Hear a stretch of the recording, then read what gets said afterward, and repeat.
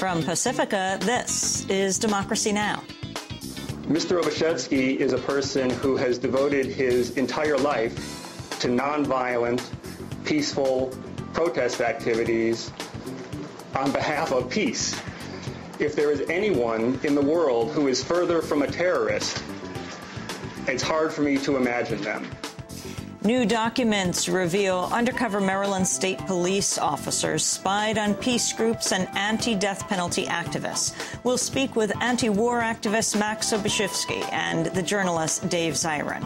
Both were the target of surveillance. But first, the Green Party makes history by nominating the first all-women of color presidential ticket in U.S. history. Because the corporate lobbies can come and go at will, our values get overridden, and our representatives give us something else. That's how we end up with everyone saying they're against the war and occupation, but war and occupation still gets funding. That's how we end up with everyone saying they're against illegal spying on innocent people, yet end up with a telecom immunity bill being signed into law. We'll speak with Green Party presidential nominee Cynthia Mckinney and her running mate, Rosa Clemente. All that and more coming up.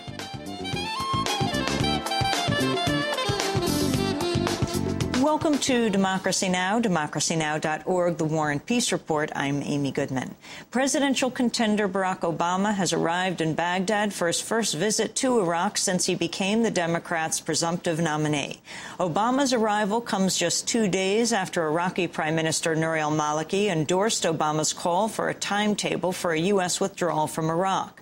In an interview with the German magazine Der Spiegel, al-Maliki said, quote, U.S. presidential candidate Barack Obama talks about 16 months. That, we think, would be the right time frame for a withdrawal with the possibility of slight changes. Maliki went on to say, quote, artificially prolonging the tenure of U.S. troops in Iraq would cause problems. Soon after Der Spiegel's report was published, U.S. embassy officials in Baghdad called Maliki's office to express concern over his statements. An Iraqi government spokesperson then issued a statement claiming Der Spiegel's report had been misunderstood and mistranslated. However, Der Spiegel has stood by its story. The magazine gave an audio recording of the interview to the New York Times, which confirmed Maliki endorsed Obama's plan for withdrawing combat troops in about 16 months. In other Iraq news, U.S. forces have shot dead the 17-year-old son of the governor of Salahuddin province. The killing occurred when U.S. forces raided a home in the town of Baiji. Another relative of the governor was also killed in the raid. On Sunday, Barack Obama traveled to Kabul, where he met Afghanistan's president, Hamid Karzai. Obama described Afghanistan as, quote, the central front on our battle against terrorism. A spokesperson for Karzai said, quote, Senator Obama conveyed that he's committed to supporting Afghanistan and to continue the war against terrorism with vigor. Obama also met with U.S. troops stationed in Afghanistan. Young people like this who are doing such excellent work with so much dedication and pride. It makes you feel good about the country. And want to make sure that everybody back home understands how much pride people take in their work and how much sacrifice people are making. It's outstanding. On the streets of Kabul, many residents said they oppose Obama's plan to send 10,000 more U.S. troops to Afghanistan. The situation is getting worse here, even worse than Iraq. If the U.S. government sends more troops here, the violence will increase. For example, when we see a group of U.S. soldiers walking here, it doesn't make us feel safe. Our Afghan forces are capable enough to ensure the security of Afghanistan.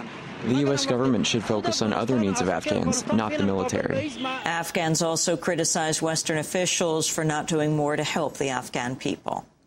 There have not been any changes in the lives of ordinary Afghans. The visits and presence of foreigners has not changed the lives of the poor Afghans. I returned from Iran after 20 years there. I had the best time when I was in Iran, and now I have to work like an animal in order to feed my family. My life is worse now. What is the benefit? These Western officials coming and going. In other news from Afghanistan, U.S.-led troops and Afghan forces killed 9 Afghan police officers Sunday after they mistook the officers to be militants. In a separate incident, NATO said it accidentally killed at least 4 Afghan civilians Saturday night. A NATO soldier also was killed in the east. In campaign news, Senator John McCain has accused Barack Obama of having the most extreme record in the Senate and suggested Obama might be a socialist. McCain was asked about his views in an interview with the Kansas City Star. You talked a little bit about Senator Obama today. Mm-hmm. You said he was the most extreme member of the Senate, I think. Yeah, that's his voting record. Extreme? Do you really think he's an extremist? I mean, he's clearly liberal. Well, that's his voting record. All I said was his voting record, and that is more to the left than the announced socialist in the United States Senate, Bernie Sanders of Vermont. So, do you think he's a socialist, Barack Obama? Oh, I don't know. Yeah. All I know is his voting record, and that's what people usually judge their elected representatives by. The first U.S. war crimes tribunal since World War II is set to begin today at Guantanamo. Osama bin Laden's former driver, Salim Hamdan, will be the first prisoner to face the military commission. Hamdan has been held at Guantanamo for over 5 years.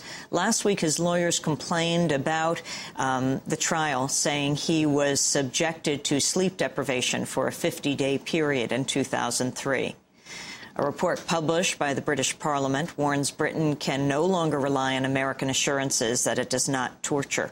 The report by the House of Commons Foreign Affairs Committee said ministers should no longer take at face value statements from senior politicians, including President Bush, that the United States does not resort to torture in light of the CIA admitting it used waterboarding. The Guardian reports this may have implications for extradition of prisoners to the U.S. because Britain is a signatory of the UN Convention, which bars sending individuals to nations where they're at risk of being tortured.